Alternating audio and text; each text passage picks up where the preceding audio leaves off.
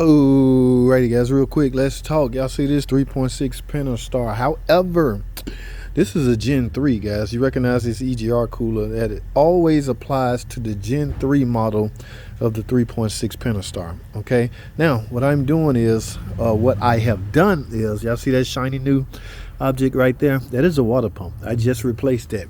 Yes, guys, it was leaking. Okay, this is a high mileage Jeep.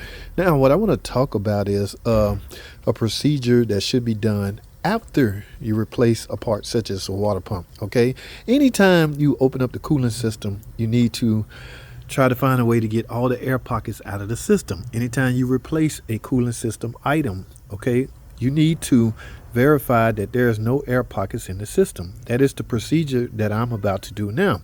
There are several ways you can reach your goal, guys. Now, hear me out for a second. This is one way. Yes, guys, this is called a bleeder funnel. What I do is simply, you can see I had to use my adapter for this reservoir. Okay, pour my coolant in here now in hopes of getting all the air out. Yeah, that seems easy enough, right? Wrong. Okay, again, this is a Pentastar. These things are hard to bleed to get all the air pockets out.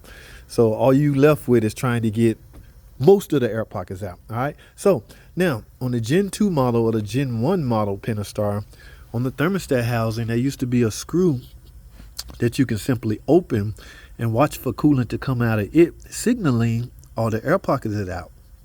That's not such a case on this Gen 3 model. You can see how this thermostat is built. In fact, it has a coolant sensor on it. All right, so what you can do, there's several ways to do this, guys. I'm gonna speak on one. You can either take this hose right here off. Now, I had this hose off in order to replace the water pump. You could either leave it off and fill it up until coolant come out of this port right here, or you can simply, now be careful with this, especially if it's old and brittle. All right, there's a little lever under there. You got to release a little tab, pull this coolant temp sensor out. All right, yes, they relocated the coolant temp sensor for some reason. Why? I do not know. Okay, they decided to put it on the thermostat housing. All right, here you go. Now, you just created a opening for air to escape while you're filling the system. All right, so what I'm gonna do now, this is one of the ways I utilize. You can figure out your own way, do what's best for you. Okay, this is not etched in stone. This is the JT way. Again, this applied to all Gen 3 model, meaning the Chrysler Pacifica, 2016 and up Jeep Grand Cherokee, 2016 and up Dodge Durango. Okay, from there, any model that includes or that's equipped with the Gen 3 Pentastar engine. Look what we got here. Ta-da! That's right, guys. Some 10-year Mopar coolant. Okay, yeah, this is fresh, brand new, not even been open. So what I'm gonna do is pour this down in my bleeder funnel. I'm double dutying. Okay, this is double duty. I want all the air pockets out. I do not need my customer returning talking about her engine is overheating. That's exactly what you would get if you have air in the cooling system. All right, so let's start pouring this. Now, you know what the goal is, all you mechanically inclined people.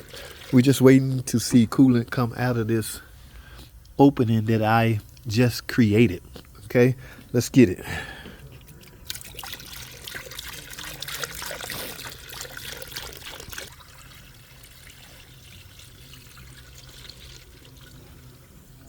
Uh-oh, I'm out.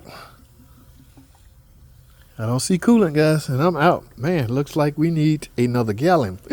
After all, we did a water pump. Uh-oh, it's starting to trickle out. There you go, guys. All right, so when you see that, it is safe to put your coolant temp sensor back in.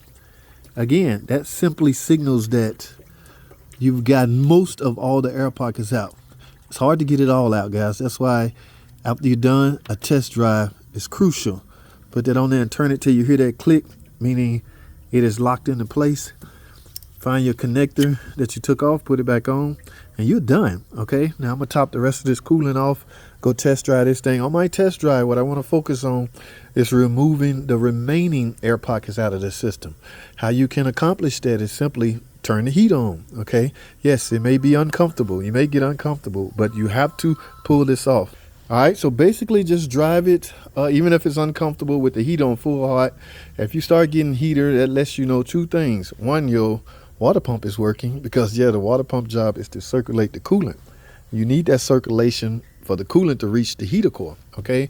And two, chances are all your air pockets are gone. An air pocket can't survive in that kind of state, okay? If your coolant is circulating properly, yeah, there's no way an air pocket can live at that point. So that's what you want to do on your test drive. And after that, guys, you can deliver the car, because chances are you're done. All right, that's all I have, man. Thanks for watching. I'll see y'all in the next video.